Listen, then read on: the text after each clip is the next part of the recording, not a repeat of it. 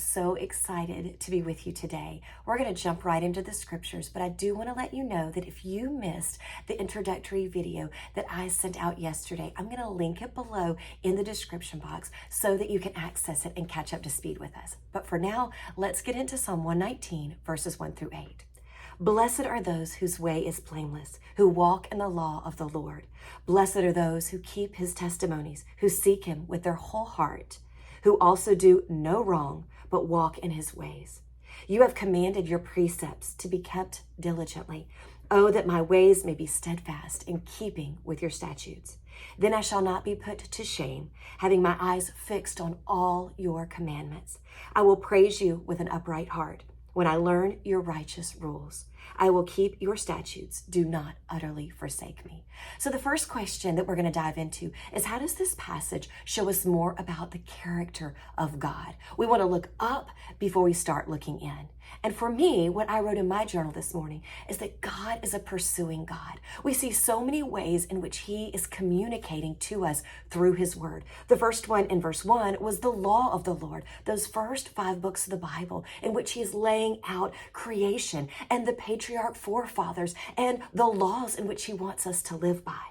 Next, we see in verse 2, they're his testimonies, how he's living out his truth in the lives of his people like Moses and Esther and Mary and John and Peter, how his truth and his word is lived out and put on display by the testimonies of those that he created. Next, we're going to see his precepts, those overarching principles in which we can live by.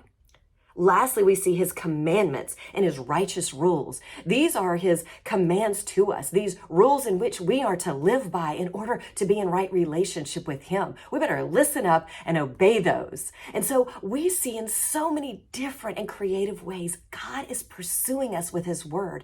He is a righteous God. He is a holy God, but he's a God who is speaking his truth over us and to us in so many creative ways. It's easiest for us to think that God is hiding from us, that we can't understand his word, but we see here clearly that God is speaking to us in so many different ways.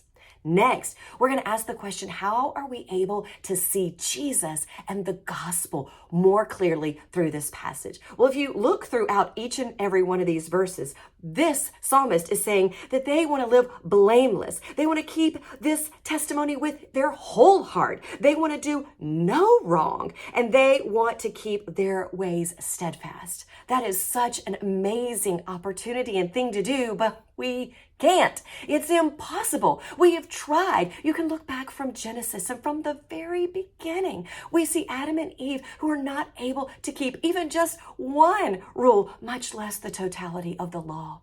We can't do it. It's hopeless unless there is hope in Jesus. You see, because Jesus did all of this. Jesus did live blameless. Jesus did keep every statute, commandment, and righteous rule for living. He did no wrong. He lived a perfect life. He was God in flesh. He was the Word made flesh, dwelling among us, living like us. And then he lived a perfect life, and then he was crucified because he was the perfect sacrifice to forgive us for all that we had done wrong. That is the gospel. But he didn't just stay dead. He was raised in victory over death. And he lives in victory in and through us, through his Holy Spirit. And so even though we can't, Jesus can, and he did.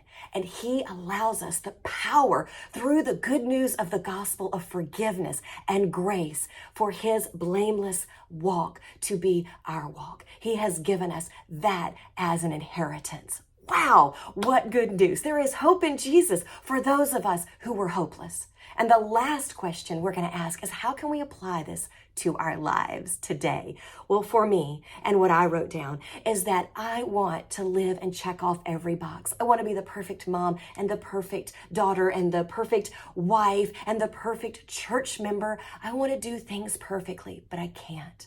But you know what? Because of Christ, he has given me power over my can't, and he allows me the power of the Spirit to walk in the truth that he has given me. He has spoken his truth, And he also has given the power of Jesus and the gospel so that we can live it out.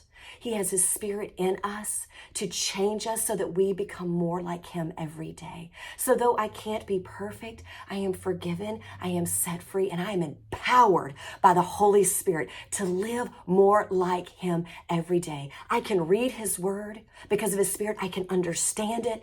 And through the power of Jesus, I can live it out every day.